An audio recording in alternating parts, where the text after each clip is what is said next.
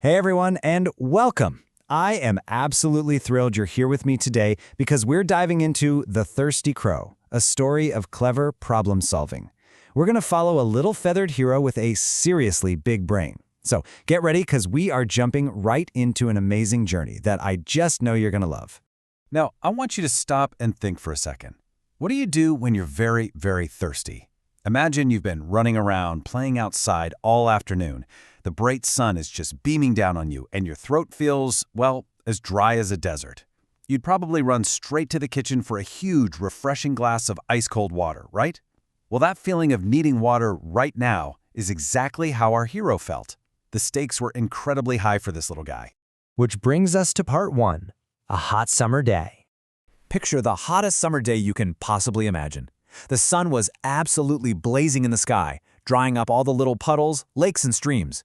And after a super long, exhausting search for water, our thirsty little crow finally looked down and spotted something pretty amazing sitting right there on the dry ground. It was a pot. He swooped down as fast as his wings could carry him, thinking his incredibly tiring flight was finally over and a cool, refreshing drink was just waiting for him inside. But finding that pot wasn't the end of his adventure. That brings us to part two, the big problem. You see, our hero was in a terrible predicament. He landed right on the rim, peered his little head inside, and realized something awful. On one hand, he had this absolutely enormous thirst. He literally needed a big drink to survive. But on the other hand, there was only a tiny, tiny amount of water sitting right at the very bottom of the pot, completely out of his reach. He stretched his neck, he pointed his beak down as far as it would possibly go into that dark pot, but he just couldn't reach it. Instead of giving up, though, the crow had a brilliant realization. Let's move to part three, a clever idea.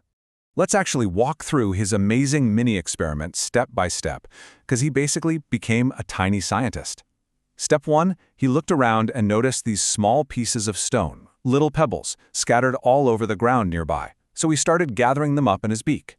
Then, step two, he brought them over to the pot and dropped them in, one by one. He didn't just throw them in randomly either. He was very deliberate and careful. Plop, plop, plop. This leads perfectly into part four, never give up. Think about what you usually do when things get tough. Like when you're super tired and the water just isn't rising fast enough. It takes a massive amount of energy to fly back and forth picking up heavy stones when you're already terribly thirsty. But here is the absolute most important part of our story today. The crow did not give up. Just let that sink in for a second. His wings ached, his throat was bone dry, the sun was still beating down on him, but he completely refused to quit. He kept flying back and forth, pebble after pebble after pebble. He had a goal, and he was absolutely determined to reach it, no matter how hard it got. And this brilliantly illustrates what happens next. At minute 1, the water is stubbornly stuck all the way at the bottom. By minute 5, he's steadily dropping those pebbles in, one by one. And by minute 10, all those heavy little stones were taking up space at the bottom of the pot and pushing the water higher and higher and higher. Slowly, almost miraculously, the water comes right up to the very top. So after all that incredibly hard work, we arrive at part 5, the important lesson. First off, the victory. He finally drank that cool, refreshing water and completely quenched his thirst. His amazing ingenuity and brain power literally saved the day. But what can we take away from this? Well, clever thinking solves big problems. When you use your brain and think outside the box, you can overcome almost anything. And finally, hard work always pays off.